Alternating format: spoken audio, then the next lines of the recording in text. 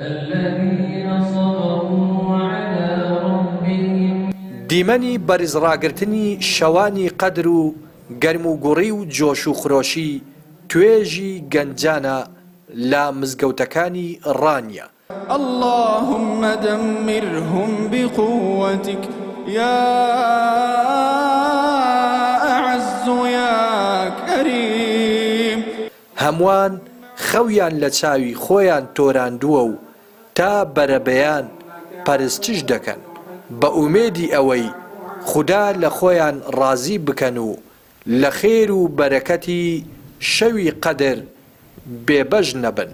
پاداشتێکی گەورەیە بەڕاستی ئەم زیندووکردنەوەی شەوانی قەدر هەم خێر و پاداشتێکی یەکجار زۆری هەیە. سپاس بۆ خی گەورە گەنجان ڕویان لە مزگەوتەکان کرد و ئاودانیان کردێتەوە. پێش هەموو شتێک دەبێت ئەوە بزانە نێتیان بەخوای پەروەردگار بێت، نێتیانی خلاص بێت لەوەی کەوا دەبێت بە نێتێشی ئیخلاص و ڕوو لە مزگەوتەکان بکەن و لە شەوانی قەدردا بە تایبەتیدا و لێ خۆش بن لە خوای پەروەردگار دەکرێت، دوعا دەکرێت، نوێژ دەکرێت و قورئان دەخوێندرێت. وەڵی سەردانیکردنی مزگەوتەکان تەبعەن بۆ گەنجان بە تایبەت باشترین شوێنە، باشترین شتێکە دڵی ئینسانی دەکاتەوە، حراز و نیازەکانی گەنجی تێدا دێتە جێ. بەڕاستی دڵمان زۆر پێخۆشە و مامۆستایەکی ئاینی بە گرنگیەوە باسی ئامادەبوونی گەنجان لە شەوانی قەدر لە مزگەوتەکان دەکات.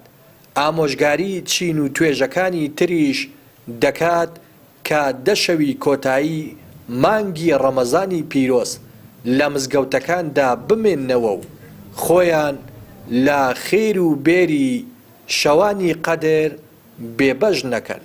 زیندووکردنەوەی دەشەوەکانی کۆتایی مانگی پیرۆزی ڕەمەزانێت کە لە سونەتەکانی پێغەمبەرمان عەلەیهی سەڵات وسەلام کە لە دوای خۆی هاوڵە بە ڕێزەکانی زیندویان کردوێتەوە لەسەر ڕۆشت و نەچووکە لەم دەشەوانەدا شەویشی زۆر پیرۆز و گەورەی تێدا کە بریتە لە شەوی لەیلەة القەدر کە خۆی پەروەردگار دەفەرمێ خەیڕ من ئەلفی شەهر.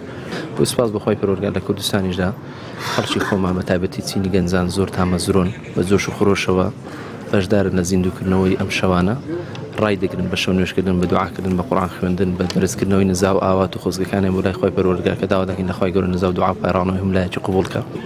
وەڵامێکیشە بۆ ئەو کەسانەی کە دایانەوێت پەیڕۆ و پرۆگرامێکی نای ئیسلامی بە زۆر بەسەر و کۆمەلگادا بسەپێن کە کۆمەلگا بە زیندووکردنەوەی ئەو شەوانە وەڵامێکی بەهێزیان دەداتەوە کە ئێمە لەگەڵ ئەو جۆرە فکر و پرۆگراماندانی کە پێچەوانەی قورئان و سنت. ونادى أصحاب النار أصحاب الجنة أن أفيضوا علينا من الماء. ليلة القدر شەوی دابەزینی کەلامی خودایە بۆ پێغەمبەری سەروەرمان درودی خودای لەسەر بێت. نوێژ و نزا و پاڕانەوە لەو شەوەدا خێری زیاتر لە 1000 مانگی هەیە. توێژی گەنجانیش ئەم دەشەوەی کۆتایی ڕەمەزان بۆ نوێژکردن و قورئان خوێندن و پەرستێش لە مزگەوتەکاندا دەمێننەوە. ڕێناس ئەرسەلان، کەناڵی پەیام، ڕانیە.